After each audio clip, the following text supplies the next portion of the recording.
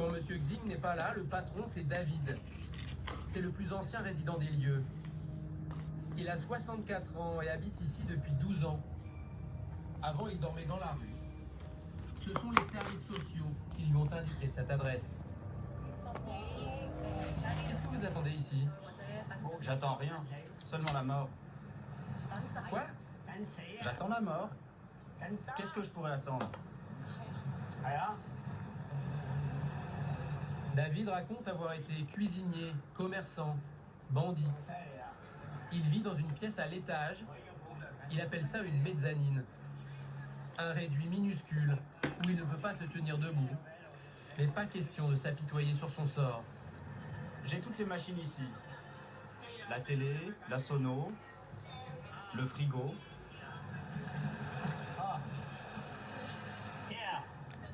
Il n'y a que de la bière.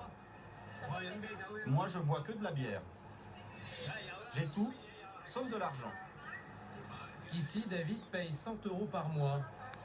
Il travaille occasionnellement dans des restaurants pour survivre et passe son temps libre à regarder sa télé ou écouter des chansons d'amour. Voilà, là, il y a la chaîne IFI.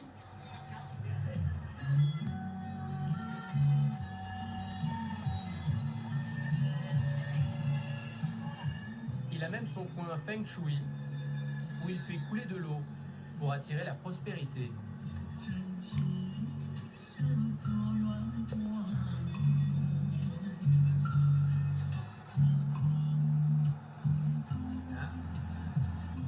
Ça vous plaît? C'est du folklore.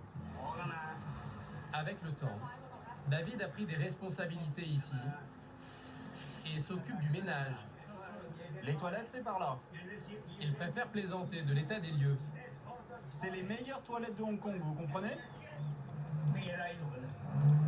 Ici, on peut prendre la douche, on peut tout faire. C'est pour les hommes, les femmes et pour tout le monde. Il y a donc aussi des femmes dans cet endroit, comme Li Wan, 45 ans, qui vient d'arriver. Ce midi-là, David, l'ancien cuistot, peut lui donner un coup de main au fourneau, ou essaye peut-être de faire bonne figure devant notre caméra. Tes saucisses, tu les cuis comme ça? Oui, je l'ai fait à la vapeur. Bah, c'est mieux de les saisir. T'en fais pas. Si, je t'assure, c'est meilleur. Allez, c'est vite fait.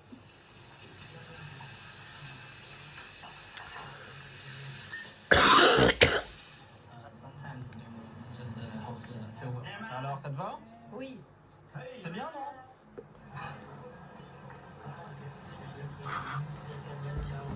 Jusque-là, Li Wan vivait près de Canton, en Chine continentale. À Hong Kong, elle est balayeuse et gagne 700 €. Pas assez pour changer de logement, à moins d'obtenir des aides de la ville ou même une HLM. Mais pour cela, Li Wan doit d'abord décrocher un permis de résident permanent. J'ai demandé le permis de résident permanent. Je veux devenir hongkongaise. Mais c'est si important pour vous? Bien sûr que c'est important. Si c'est pas important pour vous, c'est votre affaire.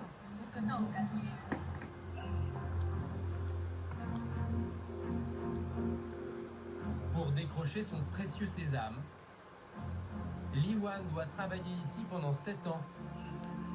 C'est la règle pour ceux qui viennent du continent chinois. À la clé, de nombreux avantages, car malgré son rattachement à la Chine il y a près de 20 ans, Hong Kong bénéficie d'un statut spécial et chaque année, 160 000 Chinois du continent demandent à s'installer ici pour profiter de cet Eldorado.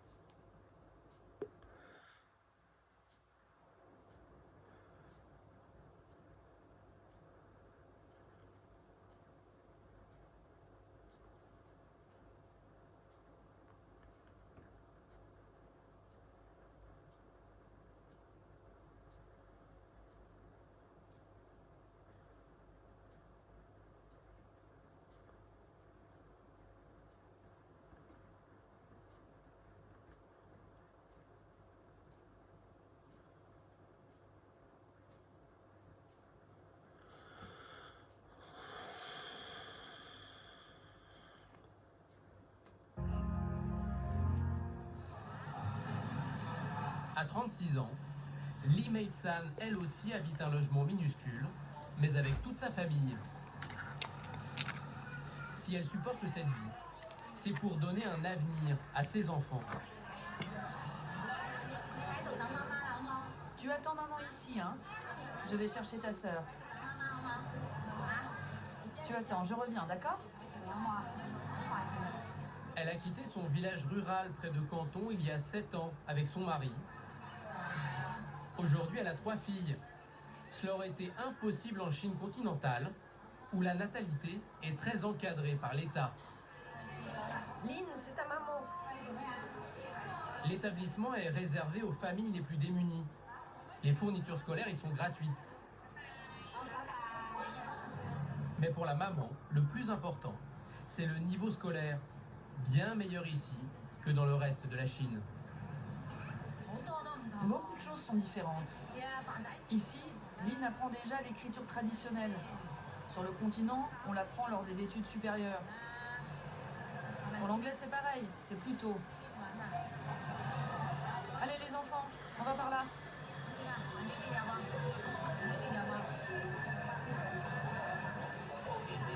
Née à Hong Kong, San, 2 ans, et Lin, 5 ans, sont résidentes permanentes grâce au droit du sol.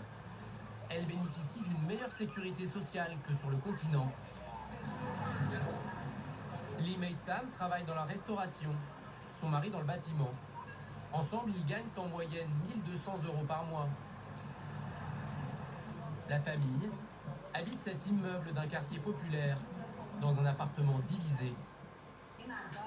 Après la porte d'entrée, un couloir et 5 petits espaces. Celui de Lee Mei-san fait 15 mètres carrés pour un loyer de 400 €. La maman partage l'appartement avec ses 3 filles, son mari, mais aussi sa belle-mère, qui a pour consigne de ne rentrer qu'à la nuit tombée. En tout, 6 personnes.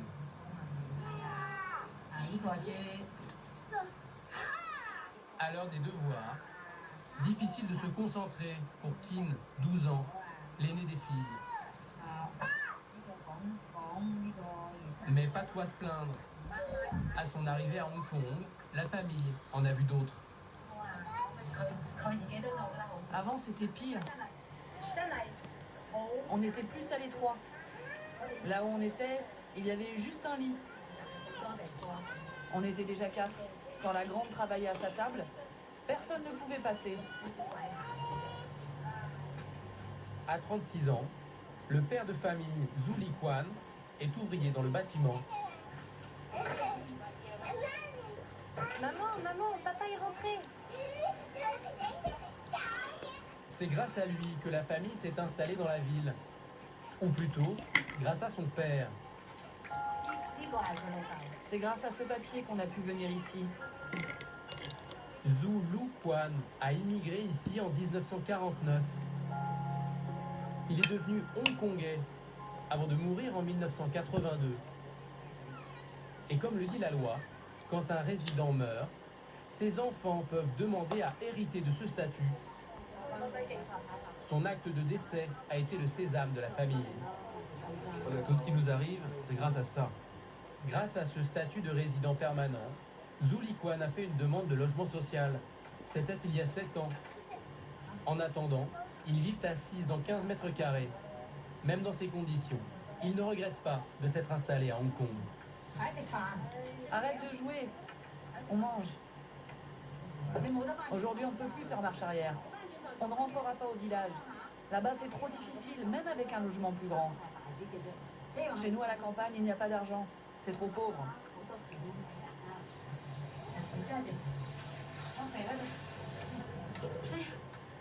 Je suis épuisée. Pousse-toi, pousse-toi. Tu vas te mettre là. Retire la table, que je prenne les vêtements. 23 heures, l'heure de se coucher et où belle maman a le droit de rentrer. Grand-mère arrive. Lu Chaoyan, 65 ans, rentre en catimini. Elle et sa fille ne se supportent plus. Vous êtes heureuse ici? Je sais pas comment vous dire.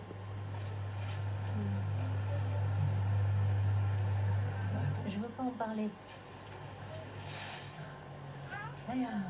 Allez, tu fais dodo, toi.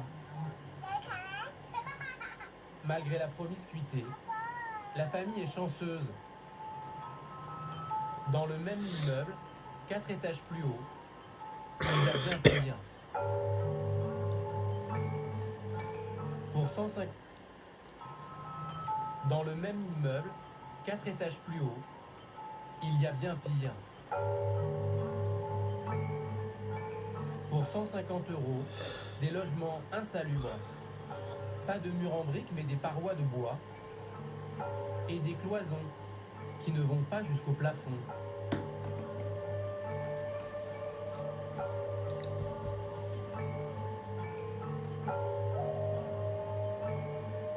Dans l'un de ces logements cubes, Liu, 65 ans, a du mal à trouver le sommeil. Sa lotion ne calme pas les démangeaisons. Regardez toutes les cicatrices sur mes bras. Il y en a partout. C'est des morsures de puces. Sur mes jambes, ça s'est même infecté à force. Regardez, tout ça c'est des puces. Tous les soirs, je repasse le matelas. Je passe partout pour tuer les puces. J'aurais jamais imaginé avoir cette vie-là. Avant de venir ici, Liu menait une vie heureuse sur le continent chinois. Elle était couturière dans la banlieue de Canton et travaillait avec sa fille, qui créait des vêtements pour des spectacles. C'était bien réalisé, hein. On se coordonnait vraiment bien avec ma fille. L'une dessinait, l'autre réalisait. Je vous le dis franchement, ma fille a beaucoup de talent. Grâce à tout ça, en Chine, j'avais ma maison, ma voiture. Ma fille gagnait de l'argent et elle m'achetait tout ça.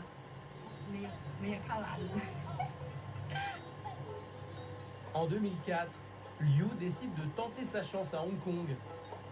Elle se remarie avec un habitant de la ville, mais celui-ci meurt 4 ans plus tard. Expulsée de son logement, elle reste ici plutôt que de rentrer chez elle, car elle aussi veut devenir résidente permanente. Son rêve, transmettre un jour ce statut à sa fille pour qu'elle fasse carrière à Hong Kong. تتموتي إلى حياة ديال الموكلية بعد ولاد القحاب اللي حاكمين هاد البلدان هادو يستغلوا في البشر تيرا ديال أمك الداسمة طامعين الجزيرة. Tony, commerçant retraité, vit dans un appartement cercueil. C'est pas simple de se glisser à l'intérieur.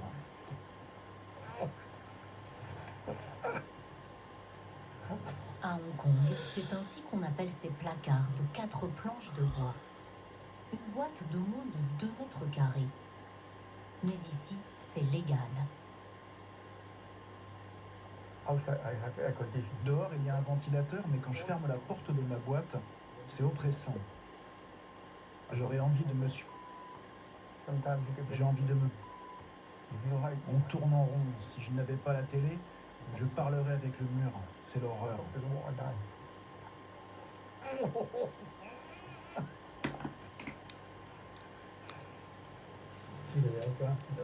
Dans mon recoin, il y a 2 autres boîtes. Une à côté et une au-dessus. Celles du bas coûtent plus cher car elles sont plus faciles à atteindre. 250 € par mois pour un peu plus d'1 mètre carré. Dans 40 mètres carrés, 18 boîtes numérotées. Dedans, des seniors, mais aussi de jeunes actifs. Depuis le décès de son épouse d'un cancer du foie, l'existence de Tony est plus âpre. Sa boutique de montres d'occasion a fait faillite. Il ne touche que 700 € mensuels d'allocation de l'État.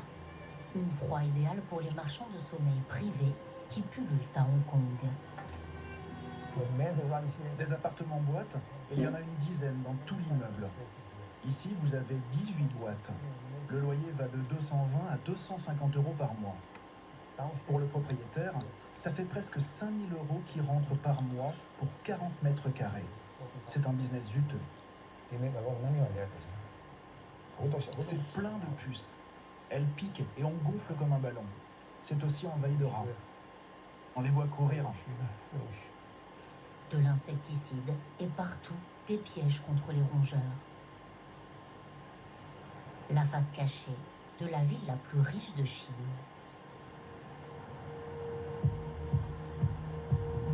L'immobilier hongkongais bat tous les records.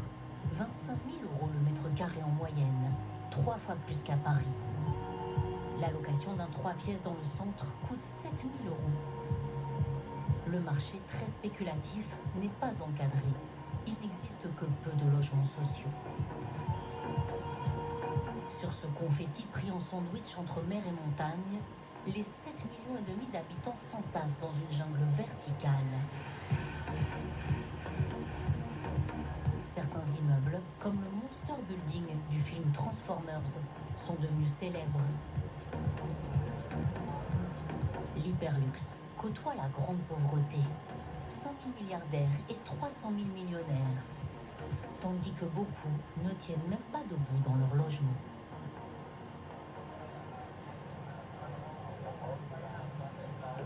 Dans cet autre appartement divisé en boîtes, Afung, agent d'entretien divorcé. 50 ans de sa vie compilés entre 4 planches.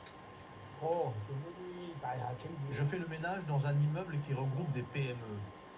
C'est du temps partiel, donc mon salaire est variable, entre 600 et 1200 € par mois. Là où je travaille, je ne dis à personne que je vis dans une boîte. J'ai trop honte. À Hong Kong, on n'a pas d'allocation logement si on a un boulot. J'avais une meilleure vie autrefois. Une femme, une petite épicerie. Mais tout cela me semble tellement loin maintenant. Je veux plus y penser. Je survis au jour le jour. Je ne veux plus penser à tout cela.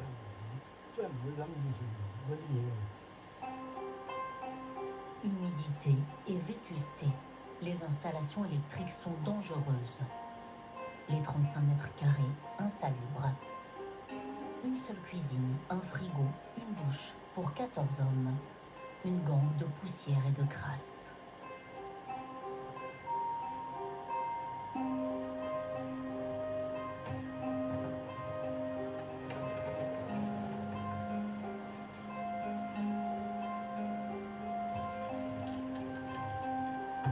Chacun vaque à ses occupations dans son minuscule terrier.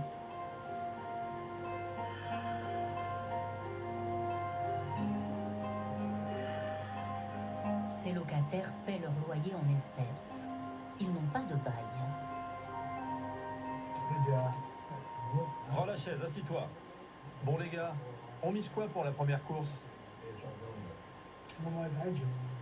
La seule distraction d'Afung et ses colocataires, c'est le tiercé. Hong Kong est la seule ville chinoise où les paris aux courses sont autorisés.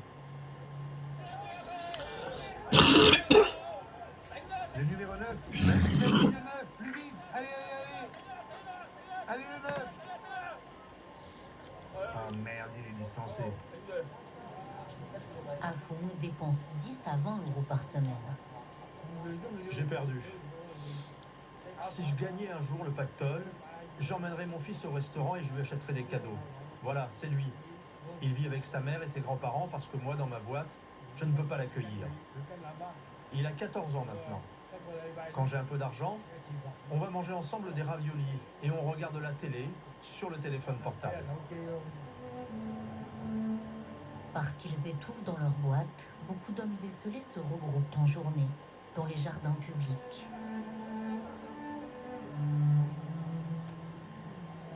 Ils squattent aussi les fast-foods.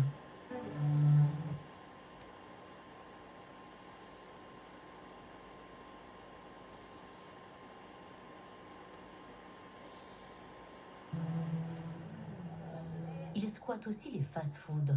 On les surnomme les McRefugees, les réfugiés des McDo. Les soupes populaires attirent également de plus en plus de seniors.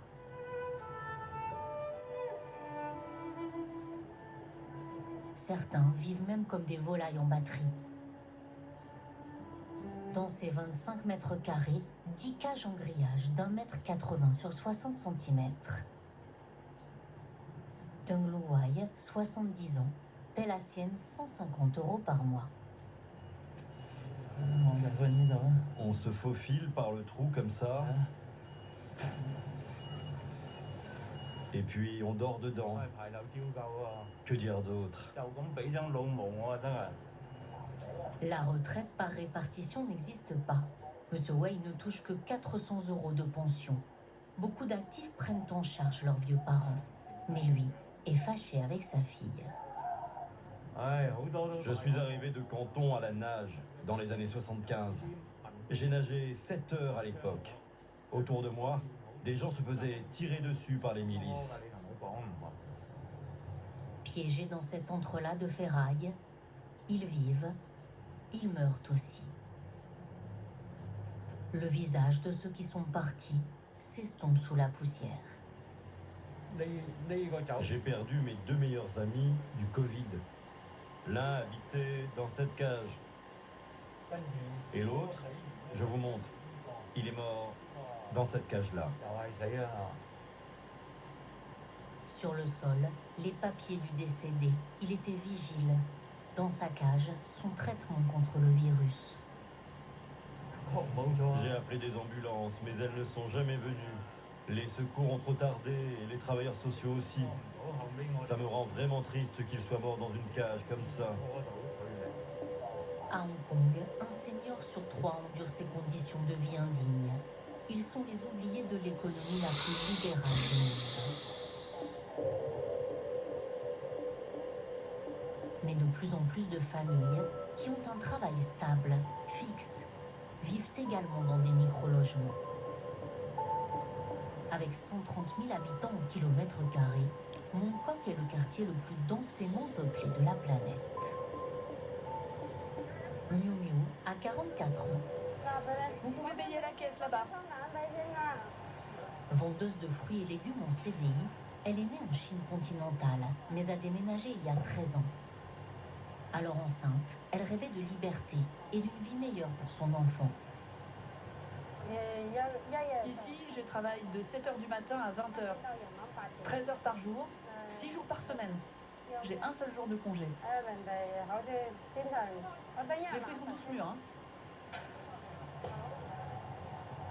Après sa longue journée de labeur, Nounou rentre chez elle. Des dizaines de boîtes aux lettres. Une forêt de compteurs électriques. Le concept hongkongais des logements subdivisés.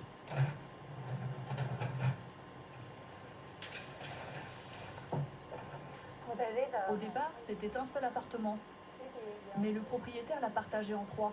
A, B, C. Moi, je suis le A. Miu Miu gagne 1 000 € par mois et paie 550 € de loyer hors charge pour seulement 11 mètres carrés. Ce réduit aveugle, cette maman divorcée le partage avec Sarah, sa fille de 13 ans. Le coin toilette-salle de bain est à l'entrée. Ensuite, tout est mélangé dans le même espace. La cuisine, le salon, le lave-linge, le frigo. On ne peut plus rien rajouter. On bouge à peine les affaires. Là, c'est le coin lit. La couchette supérieure nous sert d'armoire pour mettre nos vêtements. Et on dort toutes les deux en bas. Mets-toi ici pour faire tes devoirs.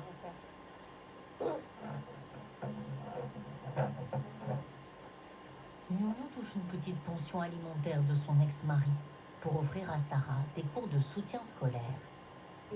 J'aimerais bien aider ma maman, mais je suis trop petite. Je peux juste faire un peu les tâches ménagères.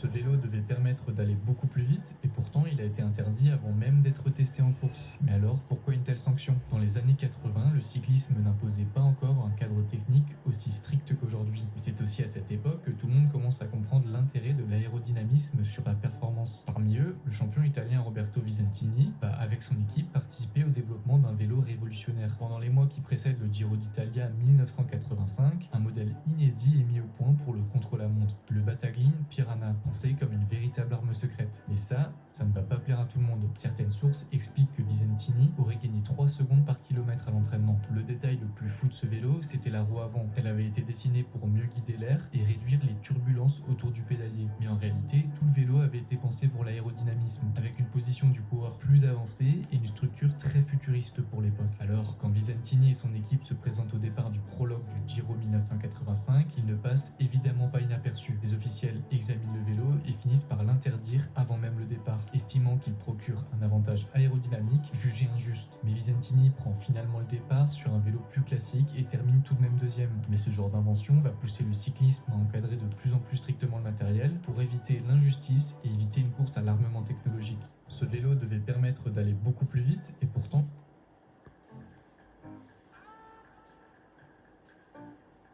Une crèche? Ouais. Enfin, un business de garde d'enfants. J'ai regardé sur internet. C'est un truc de fou. L'offre est dérisoire. La demande.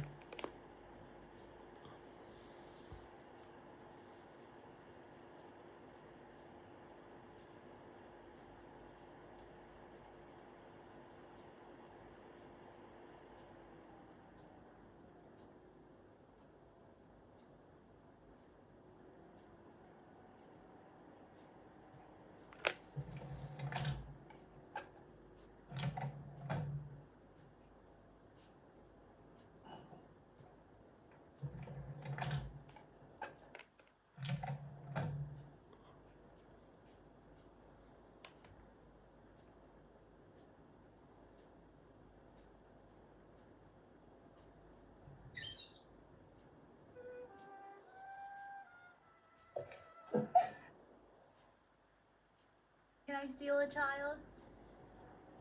Can I? Can I take one? Can I take a child? You're doing it hard. Don't do it. Manos. Why? Look at him. Oh my God, you're hurting me. Oh, you don't like right now?